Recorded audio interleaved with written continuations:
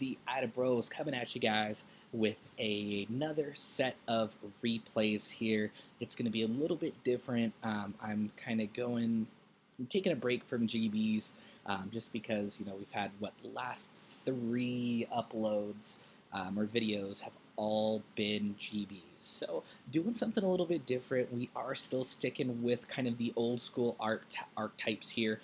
We are looking at Inzektor. So Inzektors came out, I want to say, Order of Chaos ended up being, 2011, 2012 area, I believe. It introduced us to both Inzektor and Wind Up. The Wind Up being the one that I feel more prominently defined the meta. Inzektor definitely had its place as well, though. Both decks have been represented on this channel going way back to that era. I'm sure that there's sneak peek videos of Order of Chaos. There's decks. I know something that I even did. I want to say opening weekend was make this really awkward Inzektor wind up mashup deck. That was just interesting. We'll say that. It was interesting. Before we get into the profile and the replays, I do want to give some shout-outs. Shout-outs to Brandon and Brian, both of which are going to be bros that are repping over in Utah, or not Utah, excuse me. Utah is kind of where we always go. Not Utah.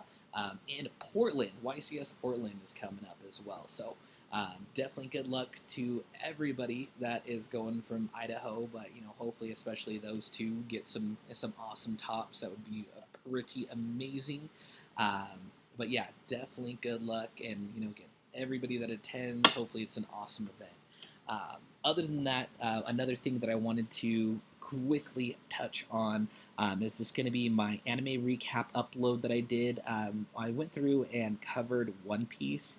It ended up being an hour altogether. Originally, I was aiming for 20 minutes, which wasn't realistic. I mean, not only am I extremely long-winded anyways, but the series itself is just spanning over such a long period of time, and honestly, I felt like I was going as quickly as possible, and I know for a fact that I left out just huge amounts of information that one would get from videos discussing individual arcs, individual aspects. If anybody's interested in those, let me know. I feel like I like doing those anime recaps, and I definitely, I think, am going to do another one, if not within the next couple days, at least within the next week or so. There's some new shows out. Dr. Stone, if you've seen that one. Demon Slayer is also just a really awesome anime that I've been watching that I'm caught up on now. It only has 20 episodes, so that should be pretty quick. But regardless, there's definitely a lot of amazing shows out there that we can discuss or recap. Moving into the profile here, I think the awesome thing about Inzektors is we could find a way to use it in the current state of the game. So what we have here is, I'm going to start with the Inzektors itself, and this is kind of going a little bit out of order, but we got the 3 centipedes, the 2 dragonflies, the 3 hornets, 3 ladybugs, and our 1 gigamantis.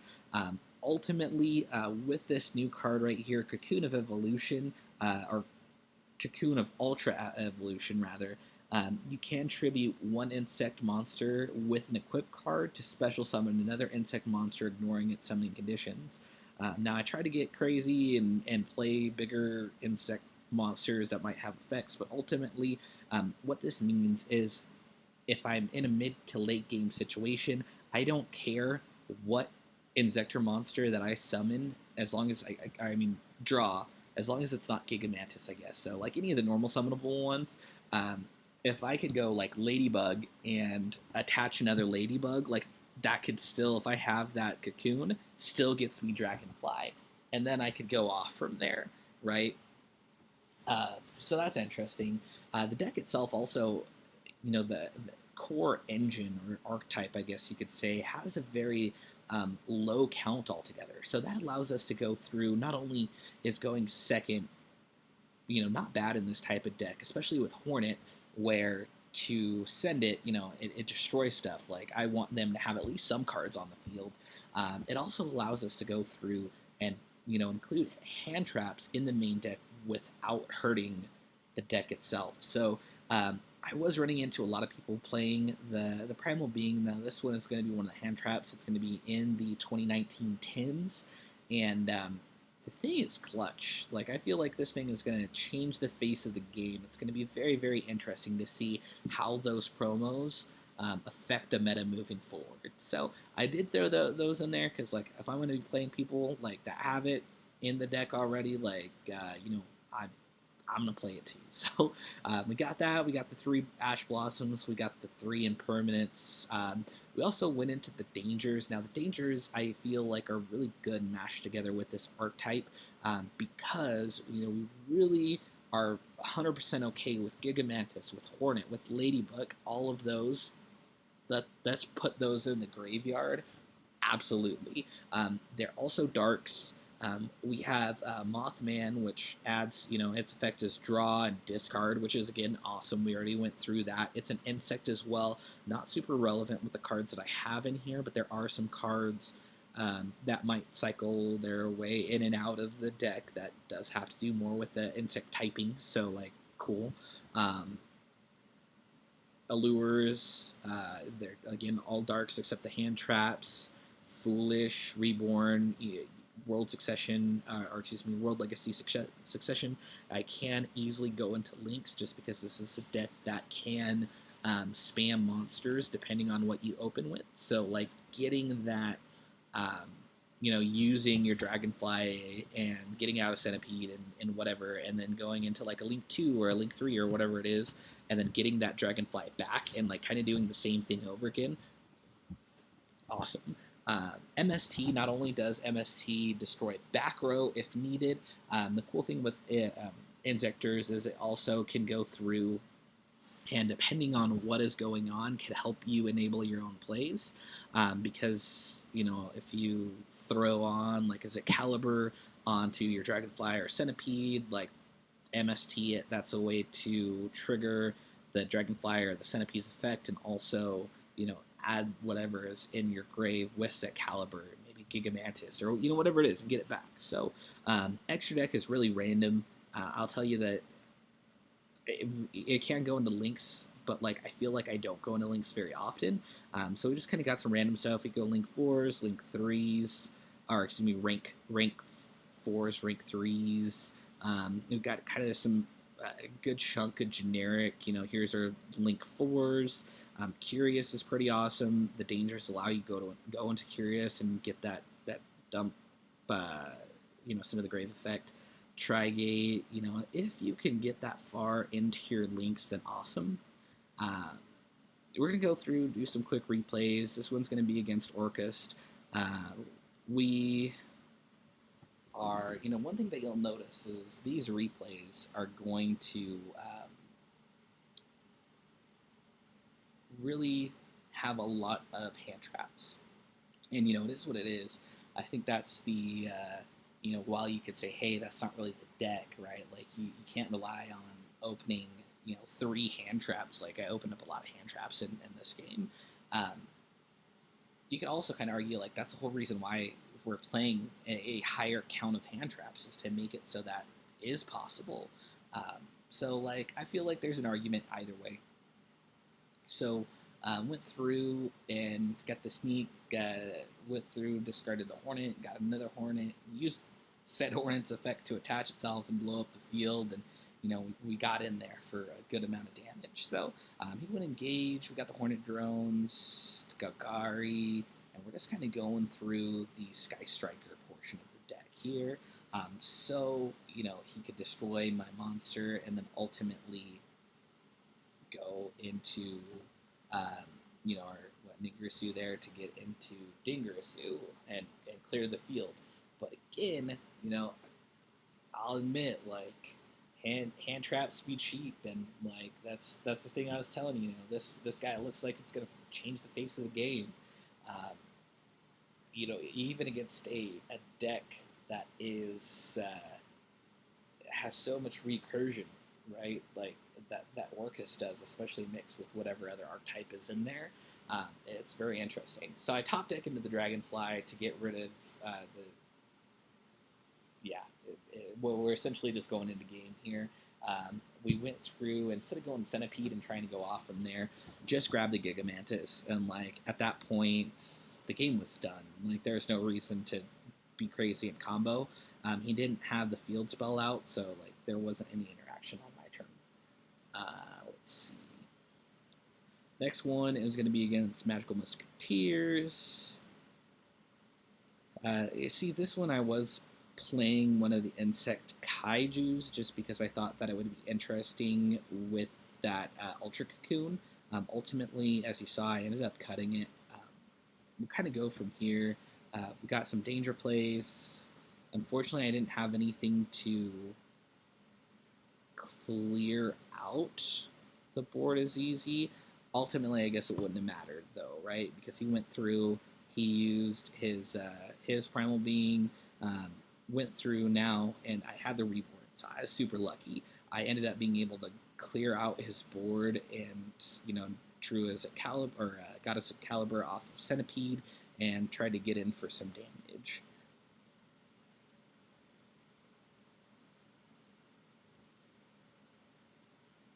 So man, this Link 1 for Musketeers is just so awesome because it seems like it just does an amazing job of going through and enabling their plays. I'm not super well versed with Magical Musketeer, but it does seem really awesome.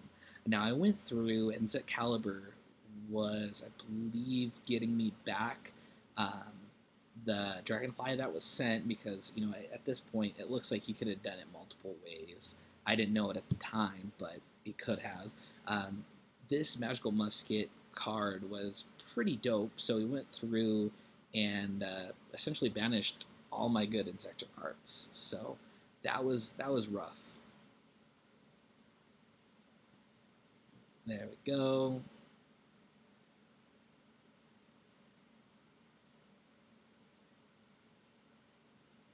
So cross domination, took out my token. Only good thing that I had at that point in time, because I top decked the cocoon. Um, he went through and just used the Called by the Grave to trigger Doc's effect, I believe. Yeah, at this point, there's very few things that I can do to move forward, especially with those kind of top decks, right? Got into a foolish, like, he's just going to go through, hit me again, and then let's see what we got. So an impermanence. Ultimately, at that point, scoop it up. Like, I just needed a monster. Like, I'm pretty sure besides Ash Blossom, I guess besides any hand trap, any other monster would have been like, I could have made it work. But wasn't in the cards. Lost that one out. Next one, we got a quick Salamangreat.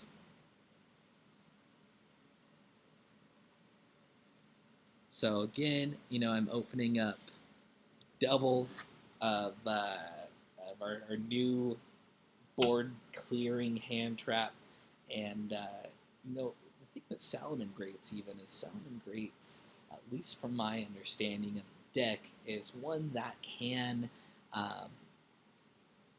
really go off with very minimal cards. I think that's kind of the draw of the whole deck.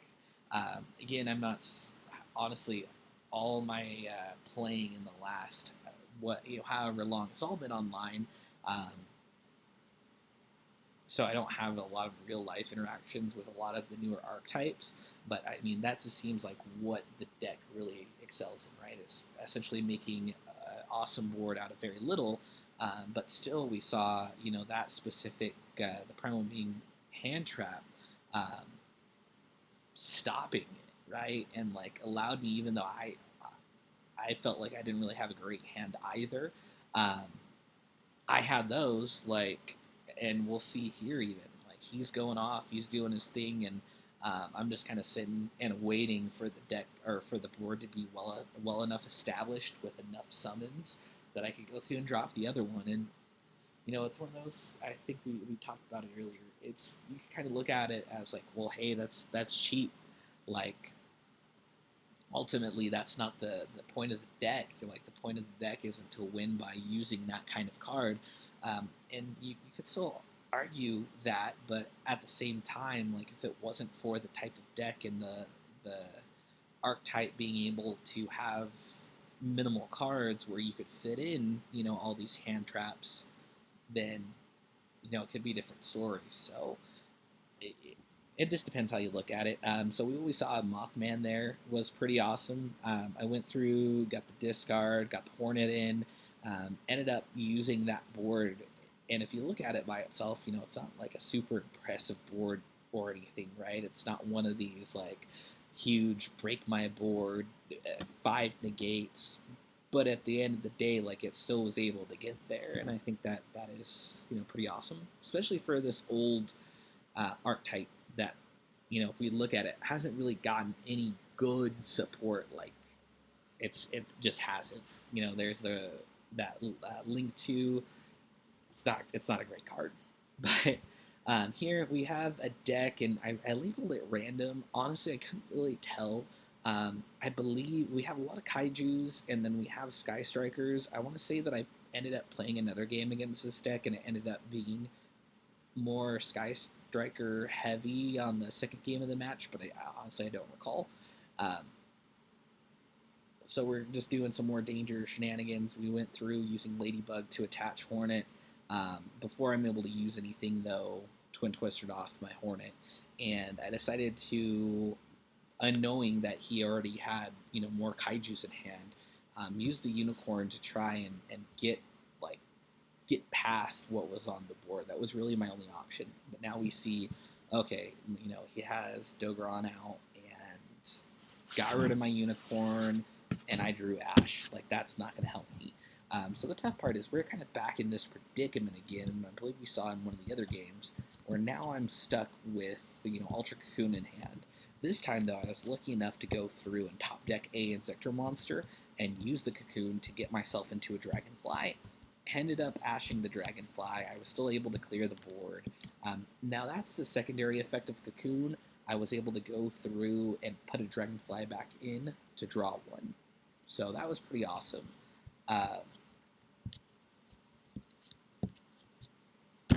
Took out my dude, and I'm here like, okay, let's top deck some stuff.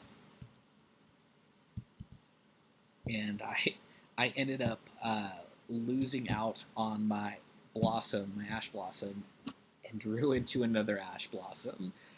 So, not the best, but like it is what it is. Now, here's where I think one of my big misplays were, especially with Succession in my hand. I am unsure. Let's take a quick look. Yeah, so I guess it wasn't. So what I was looking at is if I was able to go into a Link 2 that had downward facing arrows and then go into Succession, I feel like this would have been a lot more successful. Now that's not, barring out whatever he has face down because I can't remember right now. But I couldn't because I had a Fire and a Dark, so no Bewitch, and I had, and have 2 insects. So like both of my Link 2s that had an effect weren't an option. I could have went into one of the Nightmares, but that didn't have the right facing arrows anyway. So like that wouldn't have really mattered in that kind of circumstance. So what we see is the Shark Cannon, and like I'm facing down the 3000. Like I didn't have anything to do about it, unfortunately. So we go Reborn, and this kind of puts us into that same position as like what we were hoping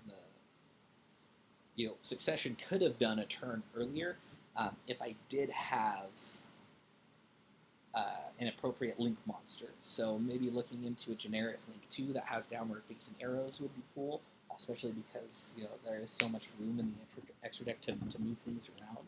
Ultimately, though, they scooped it up after I top decked the Reborn to get into the Dragonfly to start, popping the board again. So ultimately, I would have won anyways at that point. That's kind of where we are. Again, thank you guys for watching. I appreciate you, taking a look into something new that's not GBs. Of course, definitely not giving up on GBs or anything like that. Just thought it would be cool to do something different. Also been looking into Fire Fists. Not quite sure. I've seen all the videos, all the kind of tutorials on what combos, and I just have really poor luck at opening any of those combos. And I don't know if that's a me thing or how I'm making the deck or whatever, but I'll try and get some more games in and see if I could have some successful ones, or at least even if I don't win, kind of like in some of these games that we saw here, as long as I can show how the deck works, then in my opinion, it's still worth it. I haven't really had any of those games yet, though. Either way, this is Jake from the Idabros. Good luck again to all our friends over in Portland now that are getting ready to gear up for YCS Portland. Awesome luck, guys. Peace out.